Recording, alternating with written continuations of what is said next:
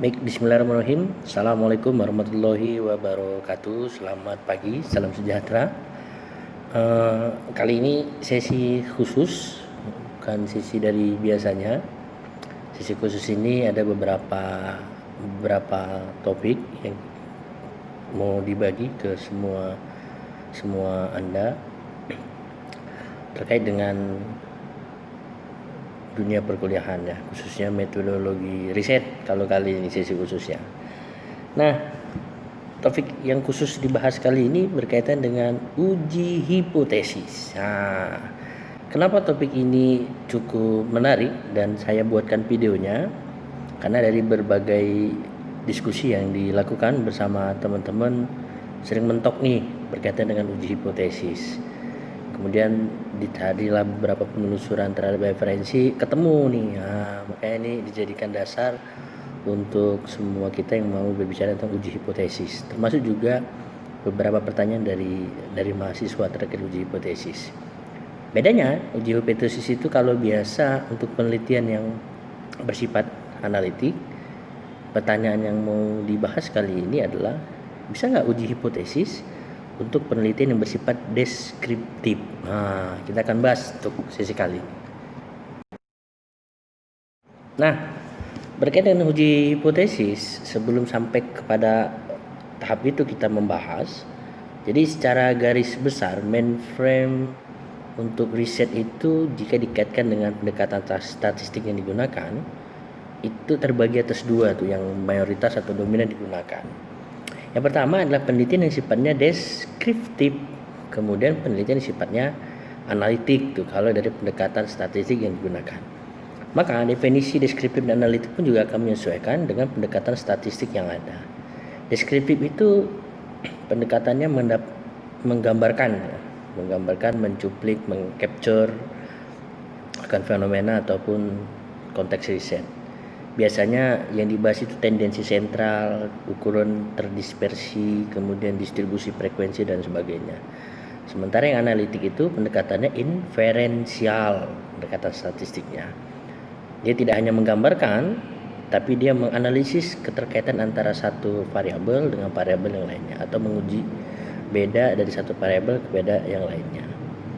Biasanya jenisnya itu ada bicara tentang confidence interval, lalu ada uji hipotesis sendiri, lalu ada statistik parametrik dan non parametrik di dalamnya. Nah, pertanyaan muncul, bisa nggak uji hipotesis di statistik deskriptif? Kalau dari pendekatan statistical, uji hipotesis itu bagian dari analitik tuh, bukan deskriptif. Hingga kalau dari pendekatan ini sepertinya uji hipotesis itu nggak mungkin diletakkan atau dimasukkan ke dalam penelitian deskriptif. Tapi kalau kita coba lihat definisi statistik inferensial itu artinya teknik analisa data yang biasa digunakan untuk menentukan sejauh mana kesamaan antara sampel yang diambil dan yang diperoleh dengan hasil yang ada pada populasi secara keseluruhan. Atau bisa kita sebut mengestimasikan nilai dari sebuah populasi atas sampel yang diambil. Jadi kalau kita riset yang ngambil sampel dari sebagian populasi dan kita mengestimasi nilainya, itu pendekatannya pendekatan statistik inferensial. Maka kalau dengan pendekatan ini sebenarnya penelitian deskriptif sekalipun sebenarnya bisa atau layak menggunakan uji hipotesis kalau dari pendekatan ini, meskipun memang kategori uji hipotesis itu termasuk ke dalam pendekatan analitik. Tapi kalau dalam konteks ini dari beberapa referensi yang saya dapat bisa kita gunakan uji hipotesis untuk penelitian yang deskriptif gitu. Ya tergantung kita pendekatan mana yang mau digunakan.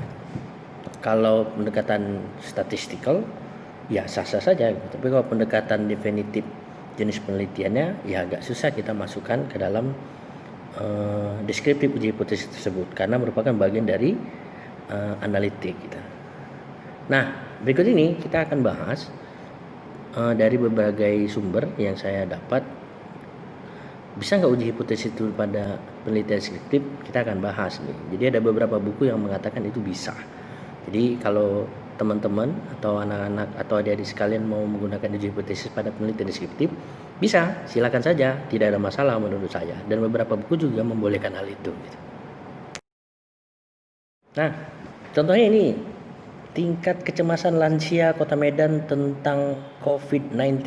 Jadi mau melihat gambaran kecemasan pada lansia pada masa pandemi COVID-19 ini. Gitu.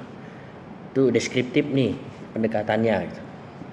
Bagaimana uji hipotesisnya? Uji hipotesisnya kita buat aja. HA, lansia di Kota Medan mengalami kecemasan di atas 75% saat pandemik COVID-19. Angka di atas 75% itu angka dugaan yang mungkin muncul dari hasil penelusuran survei awal yang dilakukan ataupun dari estimasi proporsi dari case-case sebelumnya yang sudah pernah ada gitu. Jadi bisa kita gunakan dasar itu gitu. Makanya di latar belakang pendahuluan nanti juga akan mendapatkan gambaran tentang estimasi tersebut gitu. Jadi HA-nya lansia di Kota Medan mengalami kecemasan di atas 75% saat pandemi Covid. H0-nya lansia di Kota Medan mengalami kecemasan di bawah 75% saat pandemi COVID-19. Jadi itu uji hipotesisnya. Jadi kalau hasil penelitian deskriptif keluar, ternyata hasilnya 80%, maka H0 ditolak. Maka secara otomatis penelitian itu mengambil kesimpulan dari sampel yang ada mengestimasi populasinya bahwasanya lansia di Kota Medan tingkat kecemasannya berada di atas 75% saat pandemi COVID-19. Nah, itu saja diskusi kita kali ini.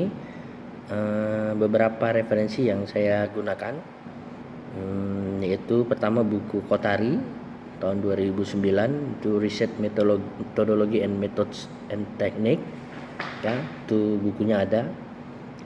Bagi teman-teman yang mau buku ini silakan hubungi saya melalui alamat email saya, nanti saya akan kasih soft copy untuk buku yang pertama. Nah, buku yang kedua yang saya pakai itu Sugiono 2012 metode penelitian kombinasi mixed method. Nah, ini terbalik. Nah, ini metode penelitian kombinasi mixed method. Di buku ini juga dijelaskan bagaimana menguji hipotesis pada penelitian deskriptif. Oke, terima kasih atas perhatian teman-teman semua, Adinda dan Dinda semua. Semoga video ini bermanfaat bagi kita semua. Assalamualaikum warahmatullahi wabarakatuh.